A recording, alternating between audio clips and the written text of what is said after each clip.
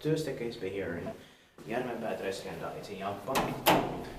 SK Swordfiction was in Finland, the capacity is 4% 25 grams, 7 floors, built in 1972 and has to be the end of 1972. Turning 50 years old this year, 2022, and it was modernized in 1974 in the building next to this one. Yes.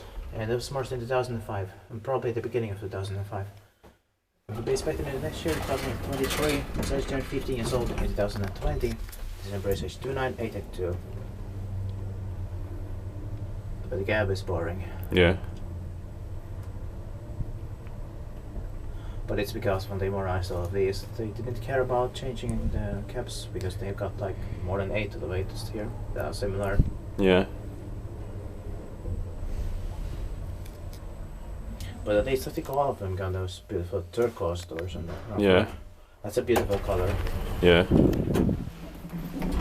But also they didn't have to replace there because it would have been better without windows.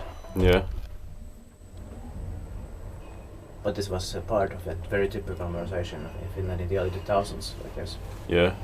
Where they often changed the ground floor doors but kept the many of those upstairs and put indoors in the cab.